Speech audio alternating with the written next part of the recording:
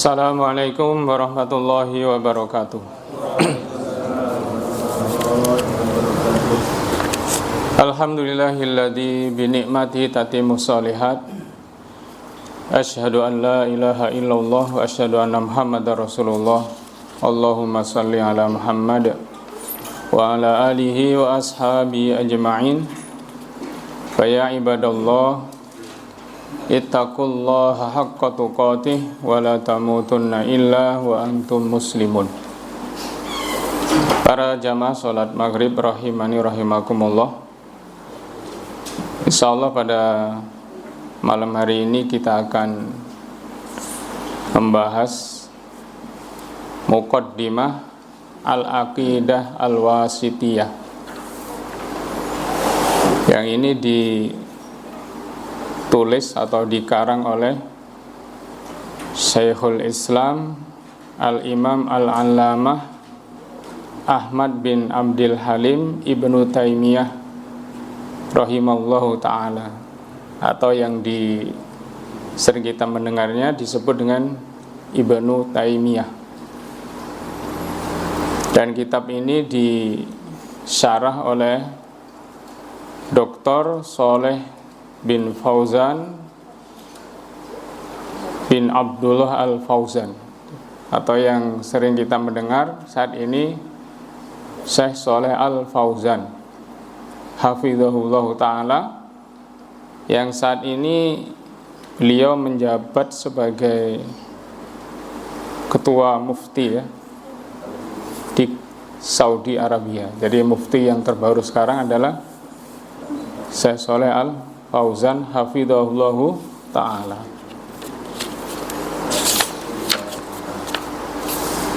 Jadi kita mulai ya. Qala al-musannif, jadi pengarang di sini mengatakan, jadi memulai dengan Bismillahirrahmanirrahim. Jadi hampir setiap pengarang kitab ini memulai dengan apa? Bismillah. Ini apa? Dikarenakan iktidaan bil kitabi al-azizi haitsu ja'at al-basmalatu fibtida'i kulli suratin ma ada surah Bara'ah. Jadi mengikuti Alkitab yang agung, yaitu Al-Quranul Karim. Karena apa? Di permulaan surah yang ada di Al-Quranul Karim itu dimulai dengan basmalah, kecuali surat Bara'ah atau surat At-Taubah. Dan ini juga apa? Mengikuti dengan hadis Rasulullah sallallahu alaihi wasallam, kullu amrin dzibalin la yubda'u fihi bi bismillahi fa huwa abtar. Di riwayat lain fa huwa aqta, ada juga fa huwa ajzam. Jadi setiap perkara penting yang tidak dimulai dengan bismillah, maka ia terputus atau apa? Tidak sempurna dan juga kurang berkah.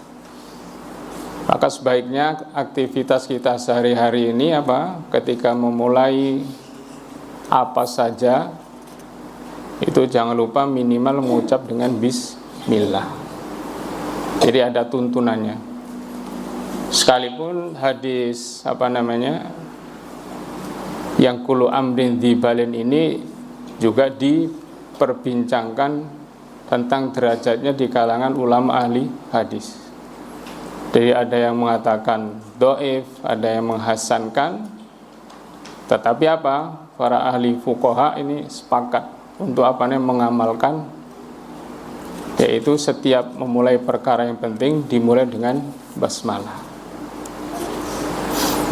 Jadi kalau semua surah Al-Quran itu dimulai dengan basmalah kecuali surah At-Taubah. Maka apa? Secara umum, fa idza qara'tal Qur'ana fasta'idz billahi minasyaitonir rajim. Apabila kamu hendak membaca Al-Quran, maka apa? Mulailah dengan ta'awud, Artinya apa? Kalau at-taubah baru ain dimulai dengan ta'awud, tapi secara umum ketika memulai apa? Kita boleh membaca apa? Dengan ta'awud. Sekalipun itu dalam sholat. Jadi di Al-Fatihah itu kan dimulai dengan basmalah. Enggak ada ta'awudnya, tapi apa? Para ulama membolehkan terutama di rakaat pertama itu apa? Sebelum basmalah baca ta'awud. Dan itu apa? Hukumnya sunnah, tidak wajib. Hadirin rahimakumullah, ini tentang apa? Bismillah. Kemudian Ar-Rahman Ar-Rahim. Ini adalah dua nama yang mulia dan keduanya termasuk bagian daripada Asmaul Husna. Ar-Rahman ini dzur-rahmah al-amah li jami'il makhluqat. Jadi Ar-Rahman ini pengasih. Ini apa? Dzur-rahmah al-amah. Jadi kasih sayang secara umum untuk semua makhluk. Jadi semua makhluk yang ada di muka bumi ini, baik itu muslim atau kafir, itu semua mendapat apa? Ar-Rahman dari Allah Ta'ala. Kemudian Ar-Rahim itu dzur-rahmah al-khassah bil mu'minin. Nah ini. Jadi Ar-Rahim atau kita sering menerjemahkan dengan apa? Sayang, ini pengasih, penyayang. Itu apa? Rahmat Allah Ta'ala nanti khusus kepada orang-orang yang beriman. Jadi kalau Ar-Rahman semua mendapat, baik kafir, muslimnya. Justru apa? Di dunia orang kafir bahkan lebih untuk apa? Kasih sayang Allah untuk urusan dunia dibanding orang beriman. Tetapi apa? Bagi orang beriman nanti apa? Dia mendapatkan apa? Ar-Rahim, yaitu dzur-rahmah al-khassah bil mu'minin, sebagaimana firman Allah Ta'ala, wa kana bil mu'minina rahima. Dan adapun Allah Ta'ala terhadap orang-orang beriman itu apa? Rahima, kasih sayang. Dan kasih sayang Allah Ta'ala tidak hanya sekedar di dunia yang kita harapkan, terlebih-lebih nanti di kehidupan akhirat kelak. Itu kasih sayang yang sangat luar biasa. Kemudian karena yang kita bahas sementara masih muqaddimah, artinya pembukaan, maka tentu segala muqaddimah itu dimulai dengan alhamdulillah atau innal hamda lillah, atau yang sejenisnya, atau hamdan katsiran thayyiban mubarakan fi. Nah itu ya. Jadi apa itu alhamdulillah? Termasuk ini apa? Sama dengan hadis yang kullu amrin dzibalin la yubda'u, tadi bismillah, ini bihamdillah.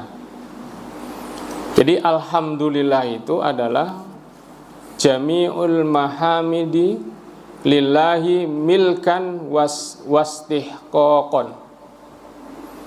Jadi semua pujian itu hanya milik Allah Ta'ala.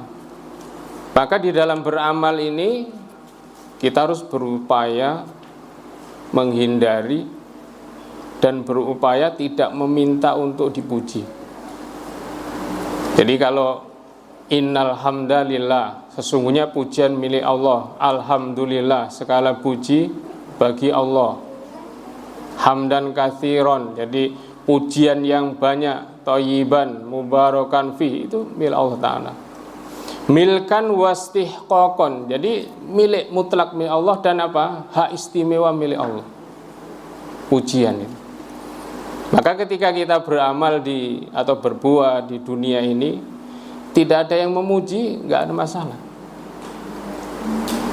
Jadi cukup apa? Memang apa? Pujian itu milik Allah Ta'ala. Ini alhamdulillah. Kemudian alladzi arsala rasulahu. Jadi yang telah apa? Zat yang telah, alladzi zat, atau yang telah mengutus rasulahu, utusannya. Jadi Allah yang telah mengutus utusannya. Siapa itu utusan Allah? Tentunya Nabi kita Muhammad sallallahu alaihi wasallam. Di dalam surat Ibrahim yang kemarin saya sampaikan di antara materi khutbah, itu Allah Ta'ala berfirman, jadi tentang nikmat Allah Ta'ala ini, Allah Ta'ala berfirman, alladzina baddalu ni'matallahi kufra wa ahallu qaumahum daral bawar. Jadi alladzina baddalu ni'matallahi kufra, orang-orang yang menukar nikmat Allah dengan kekufuran. Nikmat Allah di sini apa? Ahli tafsir menjelaskan nikmat Allah itu diutusnya Nabi kita Muhammad sallallahu alaihi wasallam. Bahkan di sini katakan apa? Dengan diutusnya Rasulullah tadi, min ajalli hadhihin ni'am.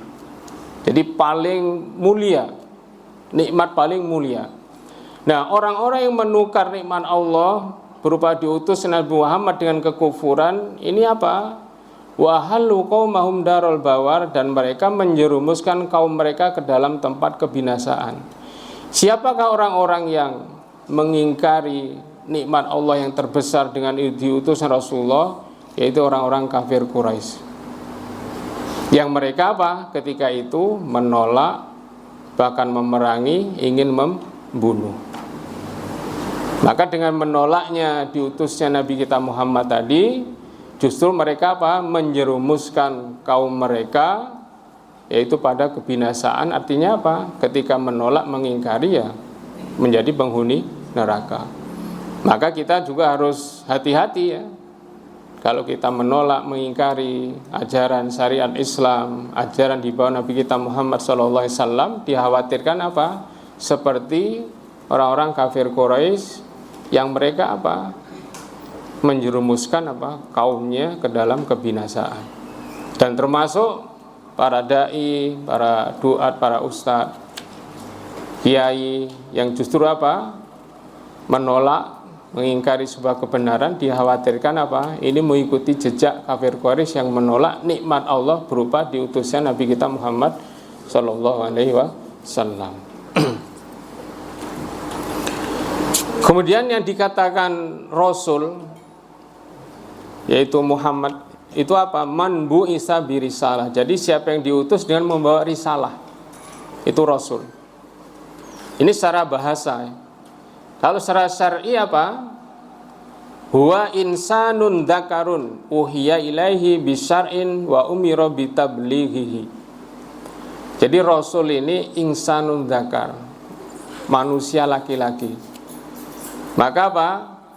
Tidak ada Rasul utusan Allah ini dari, mohon maaf, dari kalangan wanita. Nah, ini menunjukkan apa? Walir rijali alaihinna darajah. Jadi laki-laki atas wanita ini apa? Memiliki apa? Derajat, perbedaan. Bahkan dalam dunia persaksian kan 1 berbanding 2. Nah, jadi dikatakan Rasul itu insanun dzakar. Jadi manusia laki-laki yang diberi wahyu, yang diberi syariat. Kemudian apa? Wa umira bitablighihi, dan diperintahkan untuk menyampaikannya. Kemudian apa? Bil huda, dengan petunjuk. Apa itu petunjuk atau hidayah yang senantiasa kita minta ketika kita sholat? Ihdinas siratal mustaqim, ya Allah tunjuki kami ke jalan yang lurus. Hidayah di sini dijelaskan apa? Al ilmun nafi'u. Jadi ilmu yang bermanfaat. Ilmu yang bermanfaat ini dapat apa? Membuahkan, menunjukkan kepada hidayah. Maka kita dianjurkan setiap hari, setiap pagi, setiap petang untuk meminta apa? Ilmu yang bermanfaat. Di antara zikir pagi dan petang, Allahumma inni as'aluka ilman nafi'a wa rizqan thayyiba wa amalan mutaqabbala. Ternyata apa? Ilmu nafi' itu berupa hidayah. Maka orang-orang yang tidak mendapatkan hidayah dan dijauhkan dari hidayah, ini mohon maaf, rata-ratanya ilmunya tidak bermanfaat. Jadi tidak bermanfaat untuk dirinya sendiri. Jadi untuk menggapai menuju hidayah ini nggak sanggup. Maka setiap hari kita disuruh meminta ilmu yang bermanfaat di pagi dan petang. Maka melalui majelis ini saya menghimbau terutama pada diri saya pribadi dan jamaah sekalian, mari kita sempatkan di pagi hari dan di sore hari ini membaca zikir pagi dan petang. Jadi yang belum hafal, baca, enggak masalah. Dibaca, dibuka, dibaca.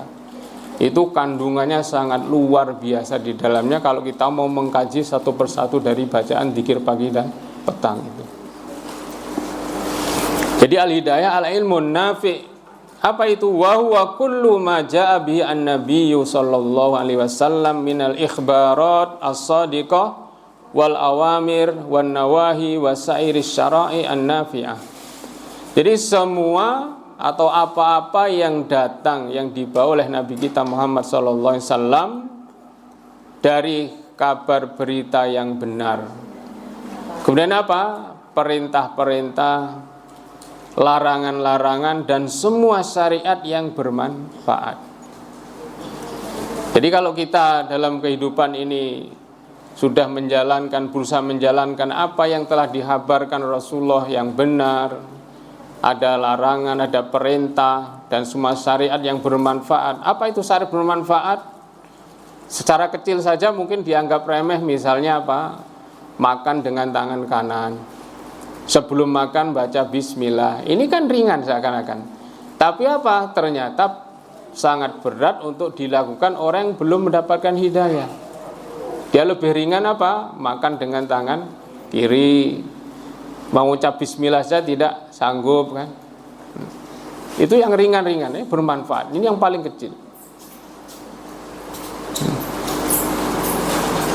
Kemudian apa?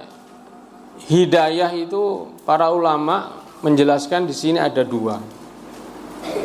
Jadi hidayah yang pertama bimakna ad-dilalah wal bayan, atau sering juga disebut wal irsyad.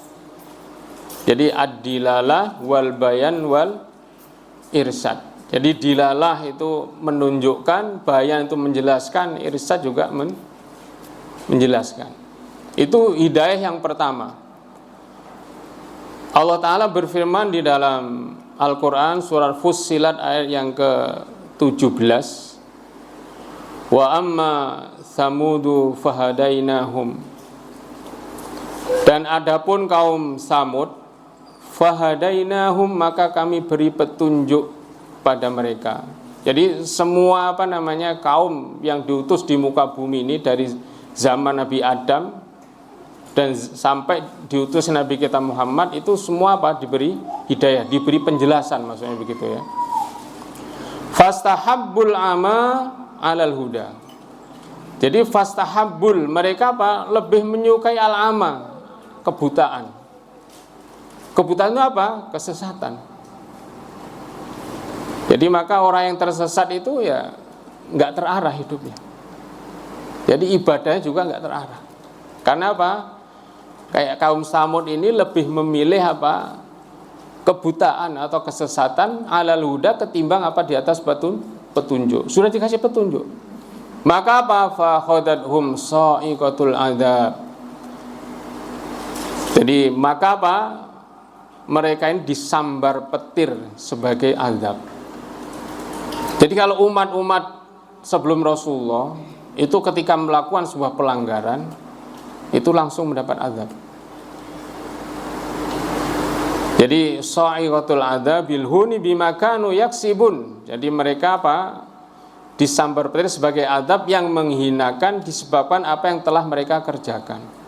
Maka di antara salah satu bahwasanya Rasulullah mengatakan innad dina yusrun. Jadi sesungguhnya agama Islam ini mudah, itu salah satunya Allah menghapus apa-apa yang terberat bagi umat Muhammad ini, apa yang dilakukan, apa yang ditimpakan oleh umat-umat sebelumnya.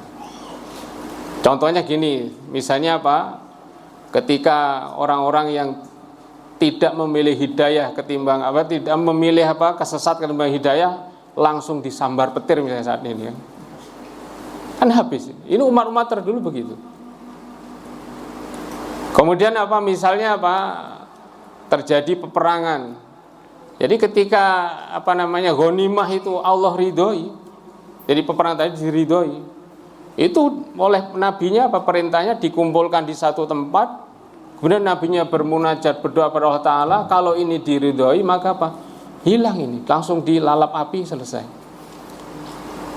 Tapi kalau Allah tidak ridho maka utuh. Nah syariat Nabi kita nggak begitu kan. Ghanimah dihalalkan bagi Nabi dan umatnya. Nah ini diantara ad-dinu yusrun. Jadi agama Islam ini sebetulnya mudah. Kalau kita mau berpikir secara logika, mohon maaf, kita ini kan nggak usah dalam beragama nggak usah terlalu yang tinggi lah ya. Yang mudah-mudah saja. Apa sih beratnya? Misalnya mengerjakan sholat 5 waktu dibanding dengan aktivitas yang sifatnya mubah, yang kadang dapat memakan waktu sekian jam dan berjam-jam. Jadi sholat itu kan ibaratnya cuma makan waktu kurang lebih 5, 10, 15 menit. Kemudian kalau kita, mohon maaf, hal yang mubah, olahraga, futsal, lari, kan, jalan, berenang. Kira-kira siapa yang rela main futsal, berenang hanya cukup 10 menit? Nah, mesti 1-2 jam sampai menggeh-menggeh kan ya. Tapi ternyata harusnya ini yang berat kan, yang ini yang ringan harusnya. Tapi kenyataannya yang sebentar tadi terasa berat, yang lama terasa ringan. Nah ini salah. Maka kalau jamaah bisa merubah mindset, bisa menemukan rumus yang tadinya berat jadi ringan, ringan jadi berat, nah itu luar biasa.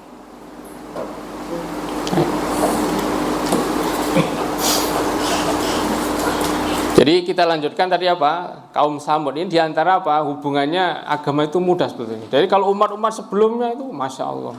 Jadi ketika di atas kebenaran itu kalau mau mengkaji hadis-hadis itu sampai ada yang dibakar, yang disisir dengan sisir dari besi, kulitnya terkelupas, tinggal tulangnya. Kalau zaman kita ini kan hanya menjalankan kebenaran, paling-paling dikatakan orang nggak suka, gitu aja sudah kecil hati kan. Nah, hidayah yang pertama dilalah dan bayan atau irsyad yang kita disebut begitu ya. Itu wahada yakum bi ar-rasul. Ini dilakukan oleh para rasul. Karena kewajibannya cuma menyampaikan saja, menjelaskan. Allah Ta'ala berfirman di dalam surah Asy-Syura ini ayat yang ke-52. Wa kadzalika auhayna ilaika ruham min amrina ma kunta tadri mal kitab walal iman walakin ja'alnahu nuran nahdi bihi man nasya min ibadina wa innaka la tahdi ila siratim mustaqim. Dan demikianlah kami wahyukan kepadamu Muhammad ruh. Di sini dijelaskan itu diwahyukan Al-Qur'an. Jadi ruh ini Al-Quran ini menghidupkan ruh kita gitu. Jadi orang yang nggak pernah baca Al-Quran itu kayak mati gambarannya. Rumah yang tidak pernah dibaca Al-Quran ya kayak rumah seperti kuburan. Ruh itu kan menghidupkan. Dengan perintah kami, sebelumnya engkau tidaklah mengetahui apakah kitab Al-Quran dan apakah iman itu. Sebelumnya nggak tahu. Di atas kesesatan. Tetapi kami jadikan Al-Quran itu cahaya. Nah ini. Jadi Al-Quran itu cahaya. Dengan itu kami memberi petunjuk siapa yang kami kehendaki di antara hamba-hamba kami. Dan sungguh engkau benar-benar membimbing manusia kepada jalan yang lurus. Jadi Rasulullah ini membimbing kepada jalan yang lurus, yang diajak jalan yang lurus. Gak ada para nabi dan rasul itu mengajak umatnya pada kesesatan, tidak ada.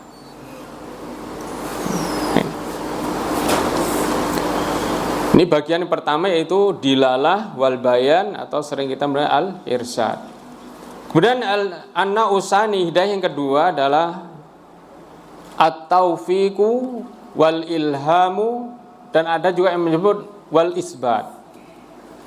Jadi at-taufiq wal ilham wal isbat. Nah ini apa? Al-manfiyu anir rasuli. Jadi yang ini yang enggak dimiliki oleh Rasul. Bahkan apa? La yaqdiru alaihi illallah. Jadi Rasul itu enggak mampu untuk memberikan hidayah taufik, ilham, al-isbat. Jadi taufik itu pertolongan, ilham itu udah paham ya, bahasa ilham, fa'alhamaha tadi. Al-isbat itu apa? Ditetapkan apa? Mampu untuk menjalankan. Itu para rasul, para nabi dan rasul enggak sanggup hal ini, yang kedua ini. Bahkan apa? Para nabi dan rasul juga enggak bisa. Itu hanya dimiliki oleh Allah Subhanahu wa ta'ala. Maka kewajiban kita sebagai seorang muslim, baik itu secara individu atau yang memiliki kapasitas kemampuan, kewajiban kita itu hanya menyampaikan. Selebihnya orang itu mau mengikuti, mengamal atau tidak, itu bukan menjadi tanggung jawab bagi kita. Bahkan para nabi dan rasul gak sanggup untuk memberikan hidayah taufik. Kurang apa kan Rasulullah terhadap pamannya Abu Thalib. Abu Thalib ini Masya Allah, paman beliau sangat luar biasa, yang kalau kita mau membaca dalam Sirah Nabawi itu kurang lebih dari usia setelah kakeknya meninggal di usia 8 tahun itu diasuh oleh Abu Thalib sampai remaja, tumbuh dewasa, sampai dinikahkan, sampai diangkat menjadi rasul, sampai berdakwah. Itu apa? Memberikan perlindungan.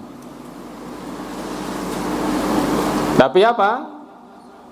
Karena hidayah taufik itu hanya milik Allah Ta'ala.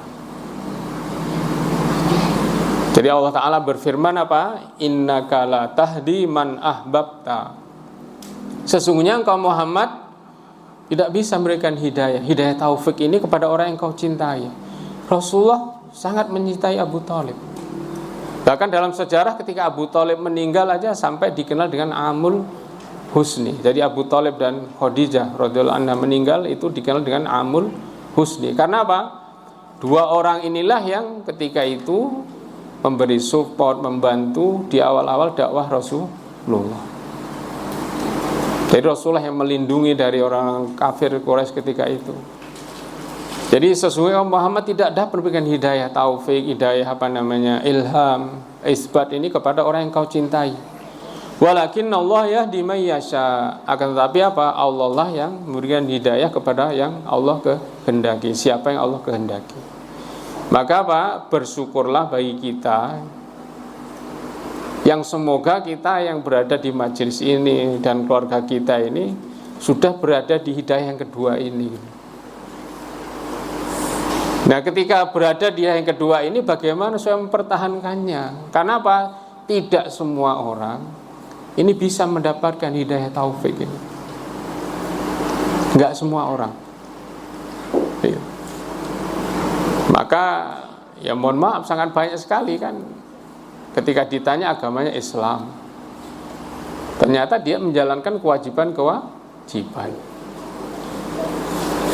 Jadi hidayah ini sangat sulit untuk dicari dan harus dicari. Nah, ketika sudah kita dapatkan itu hidayatul Islam, berusaha harus kita pertahankan. Kemudian wadinil haq, dan agama yang benar. Apa itu adinul haq? Al-amalus soleh tentunya. Jadi dikatakan agama yang benar itu ya amal soleh. Maka apa? Di dalam Al-Quran mesti kaitannya innalladzina amanu waladina amanu wa amilus solihat. Amanu wa amilus solihat. Jadi dikatakan agama yang benar ya beramal dengan amal yang soleh, beramal dengan amalan yang benar. Maka dalam sejarah nggak bisa dipungkiri, karena Nabi Muhammad itu merupakan utusan Allah, ya Allah selalu memberikan apa pertolongannya. Maka apa? orang-orang yang mengikuti jejaknya insya Allah juga demikian akan diberikan pertolongan oleh Allah Subhanahu wa ta'ala.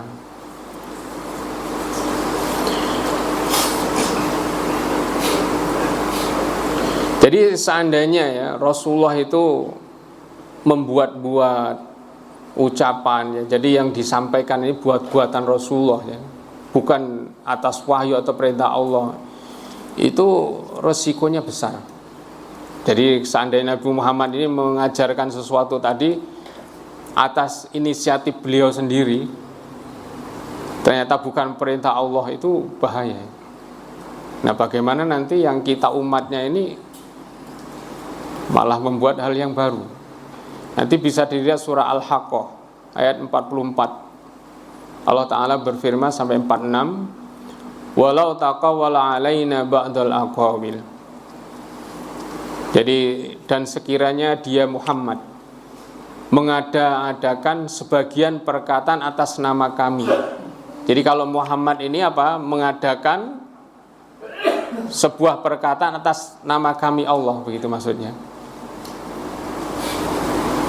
Nah, kalau manusia kan sering gitu, sering mengatasnamakan. Nah, ini bahaya. La akhadna minhu bil yamin. Pasti kami pegang dia pada tangan kanannya.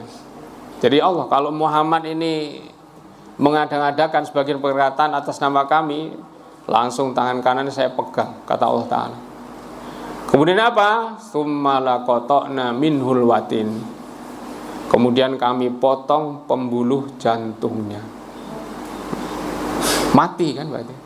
Nah, ini kalau Muhammad aja, Nabi kita Muhammad berani berbuat, mengatakan atas nama Allah Ta'ala yang bukan gak ada perintah, langsung diputus.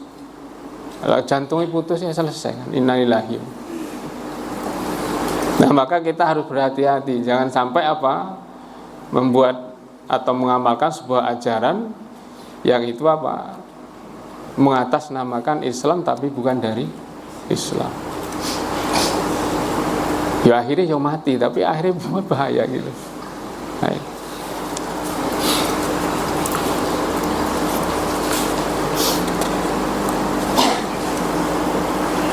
Kemudian wa asyhadu an la ilaha illallah ya. Jadi ini syahadat. Wa asyhadu anna Muhammadar Rasulullah. Jadi syahadat ini sangat luar biasa. Kalau kita mau mengkaji syahadat ini,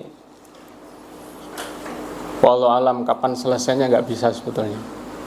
Karena di antara nama syahadatain ini, kalau di zikir pagi itu kan ada asbahna ala fitratil Islam wa ala kalimatil ikhlas. Wa ala kalimatil ikhlas itu apa? Syahadatain.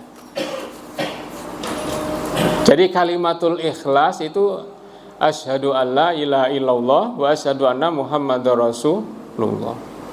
Nah, kalau sudah dihubungkan dengan kalimatul ikhlas, kan hampir semua amalan hubungannya dengan itu. Nah, jadi wa asyhadu alla ilaha illallah. Jadi ini dakwah para nabi dan rasul semua pada la ilaha illallah. Ini harus kita pahami. Apa itu la ilaha illallah? Wa akirru wa a'tarifu alla ma'buda bihaqqin illallah. Jadi saya mengakui, saya menetapkan bahwasanya la ma'buda, la ilaha la ma'buda bihaqqin illallah. Tidak ada sesembahan yang hak kecuali Allah. Artinya apa? Sesembahan selain Allah itu adalah lawan hak adalah al-batil, begitu. Jadi sesembahan selain Allah adalah batil. La ma'buda bihaqqin illallah.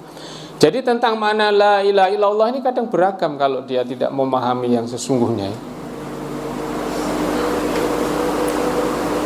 Kemudian wa anna Muhammad Rasulullah. Kita sebelum ke wa anna Muhammad Rasulullah, jadi la ilaha illallah itu apa? Iqraran bil lisan wa tauhidan. Jadi mengikrarkan dengan lisan dan tauhid. Tauhid itu dari wahada yuwahidu, menyatukan. Nah, ketika yang sangat disayangkan, ketika kita ini mengajak kepada tauhid yang benar, pada akidah yang benar, justru dikatakan tafriqul ummah, memecah belah umat begitu. Padahal makna tauhid itu artinya apa? Menyatukan. Akidah itu mengikat gitu loh. Bukan malah memecah harusnya begitu. Jadi secara bahasa kadang nggak dipahami, kurang dipahami. Jadi yang mengajak pada tauhid disebutkan malah tafriqul ummah. Padahal tauhid itu wahada yuwahidu, tauhid itu artinya menyatukan. Dan sering saya gambarkan dalam pemahaman Islam ini sebetulnya bukan mudah. Islam itu mudah, luas kan gitu enggak. Jadi harusnya apa? Dari yang luas itu mengerucut menuju kepada, bukan malah dari yang gini malah melebar gitu. Jadi kalau dalam beragama dari luas ke yang mengerucut. Tapi kalau yang dunia ya dari yang kecil melebar. Contohnya apa? Usaha, buka ruko satu, tambah satunya, kebun satunya gitu, silahkan.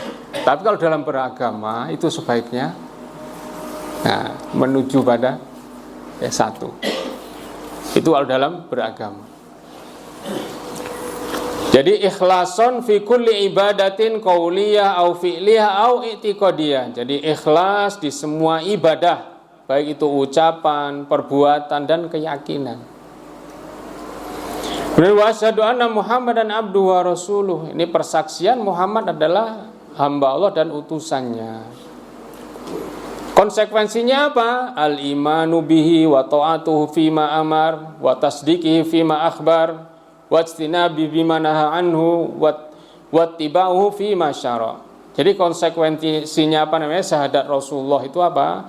Beriman, kemudian mentaatinya apa yang diperintahkan, membenarkannya apa yang dihabarkan, kemudian apa? Menjauhi apa yang dilarang dan mengikuti apa yang disyariatkan. Itu konsekuensinya pengakuan apa? Syahadat Muhammad Rasulullah, atau yang dikenal dengan apa sebenarnya al-ittiba. Nah, Muhammad Abdullah wa Rasuluh ini apa? Untuk apa namanya? Menolak bagi orang-orang yang berlebih-lebihan dan orang-orang yang juga meremehkan. Jadi yang dikatakan berlebihan itu ifrad dalam beragama, menganggap apa? Hulu. Jadi Muhammad ini didudukkan apa namanya? Bukan pada tempatnya, bahkan diakui diyakini sebagai apa? Tuhan. Ini juga nggak boleh. Kemudian yang meremehkan ya menganggap tidak ada utusan, kan begitu, namanya at-tafrid itu ya. Kemudian sallallahu alaihi, jadi wasallam ya, sallallahu alaihi, as-shalah itu artinya ad-doa. Jadi salat itu artinya doa. Kemudian wa asahhu makila fi man as-shalah minallahi ala rasul. Jadi yang paling tepat, paling sahih dikatakan apa? Arti salat Allah, salawat Allah kepada Rasul itu apa?